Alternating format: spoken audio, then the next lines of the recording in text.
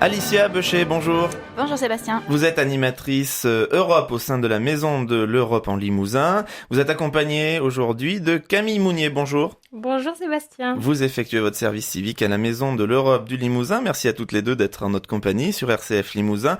On parle aujourd'hui du bilan de la présidence slovaque du Conseil de l'Union européenne. Cette présidence se termine le 31 décembre, puisque 2016. c'est des présidences de 6 mois, présidence tournante de 6 mois.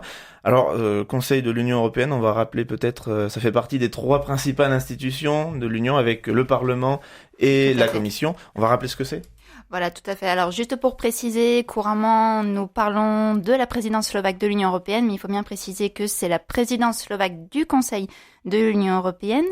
Du coup, Camille, est-ce que tu peux nous expliquer qu'est-ce que le Conseil de l'Union européenne ?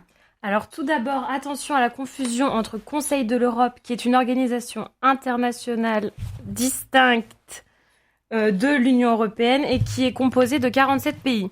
Attention à ne pas le confondre également avec le Conseil européen, qui est la réunion des chefs d'État et de gouvernement des pays membres de l'Union européenne qui se réunissent à Bruxelles.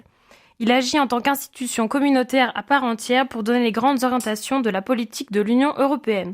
Beaucoup de conseils, mais celui qui nous intéresse est le fameux Conseil de l'Union européenne. Alors effectivement, attention, messieurs, dames, étudiants, étudiantes, à ne pas confondre Conseil de l'Europe, Conseil européen et Conseil de l'Union européenne. Vous risquez un 0 pointé, sinon sur la copie, lors des partiels. Effectivement, le Conseil de l'Union européenne est une institution communautaire représentant les États par l'intermédiaire des ministres de leur gouvernement. Il est aussi surnommé le Conseil des ministres ou Conseil. Concrètement, ce sont les ministres des États membres compétents dans leur domaine qui se réunissent pour adopter la législation impulsée par la Commission européenne, car c'est elle qui propose les textes de loi avec un autre organe de décision, le Parlement européen. Alors effectivement, la Commission européenne qui impulse ou qui propose les textes de loi, avec le Conseil de l'Union européenne qui représente les États et le Parlement européen qui représente davantage les citoyens.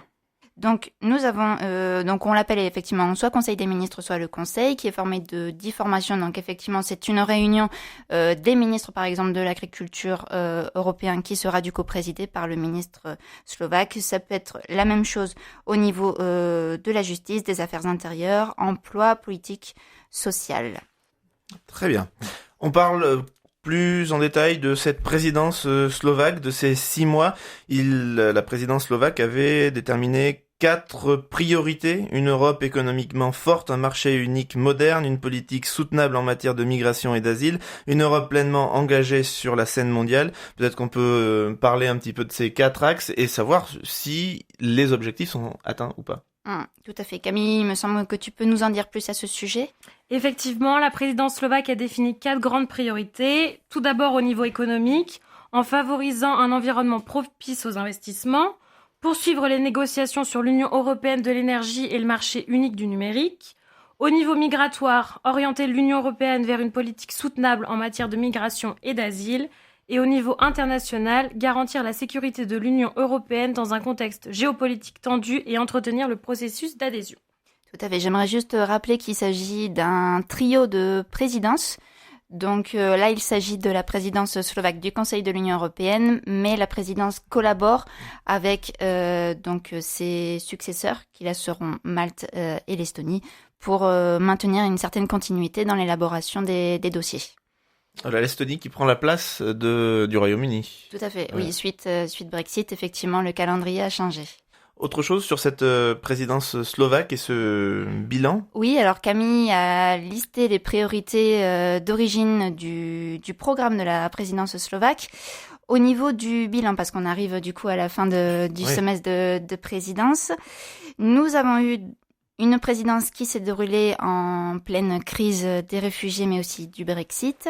Il y a eu notamment certaines avancées, notamment dans la sécurité de l'approvisionnement en gaz, qui a permis ou qui permettra plus tard, notamment avec la présidence maltaise, d'avoir des avancées en termes de coopération régionale, d'échange d'informations sur les contrats commerciaux gazier et sur la solidarité. Nous avons eu également une ouverture de 2 nouveaux chapitres concernant les négociations d'adhésion avec la Serbie. Plus précisément sur le pouvoir judiciaire, les droits fondamentaux, la liberté et la sécurité. Ça rejoint notamment une des priorités de la présidence slovaque concernant la dynamique du processus d'élargissement. Nous avons eu aussi également sous cette présidence slovaque l'approbation d'un document de voyage européen uniforme destiné au retour des ressortissants de pays tiers en séjour irrégulier, afin d'avoir une charge administrative moins lourde. Également, concernant l'accord de Paris sur le climat, oui. Voilà, donc chose importante. Donc, il y a eu par le Conseil l'adoption de la décision pour la ratification de l'Union européenne en tant que telle à ce moment-là. Concernant le budget 2017, le Conseil, ou du moins la présidence slovaque, a participé donc à l'élaboration du budget 2017 avec l'augmentation de certains pôles de dépenses. Je pense notamment à Erasmus+, qui augmente de quasiment 20%. Donc Erasmus+, je le rappelle, c'est le grand programme de l'Union européenne pour l'éducation, formation, jeunesse et sport. Nous avons eu également un grand sommet au mois de septembre entre les dirigeants, les chefs d'État et de gouvernement à Bratislava. Donc des 27, il n'y avait pas le Royaume-Uni, mais donc qui visait à avoir une analyse commune et une feuille de route sur l'état de l'Union européenne. Et là, je dirais plus précisément que sur les réfugiés, la Slovaquie fait partie d'un groupe avec des pays de l'Est qui sont réticents aux quotas qui avaient été proposés par la Commission européenne concernant l'accueil des demandeurs d'asile ou la répartition des demandeurs d'asile dans l'Union européenne. Très bien. Oui, est-ce que la présidence influence le reste des ministres ?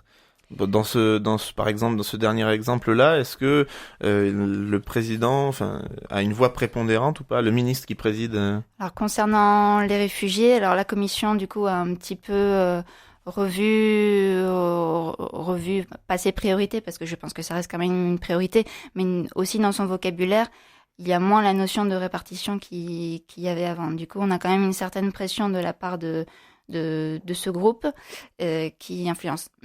C'est le problème.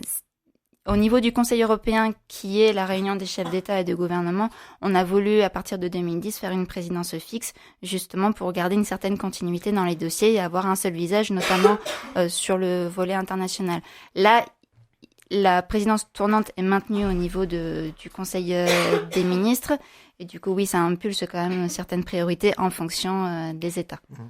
Est-ce qu'on a une idée des priorités de la présidence maltaise là qui arrive ? Est-ce Alors, comme Malte a travaillé avec la Slovaquie, du coup, ça va y avoir une continuité dans les dossiers et avec l'Estonie aussi, effectivement. Donc, Malte qui commence, Camille, la présidence à partir du 1er janvier 2017 jusqu'en juin 2017. Et c'est l'Estonie qui remplacera le Royaume-Uni à cause du Brexit. Voilà, tout à fait.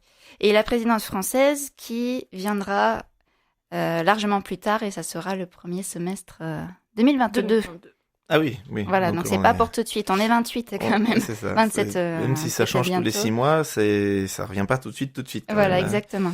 D'accord. La dernière fois que la France avait la présidence, c'était quand ? C'était sous Nicolas Sarkozy en 2008, si je me trompe pas. Parfait. Alicia Beuchet, animatrice Europe au sein de la Maison de l'Europe en Limousin.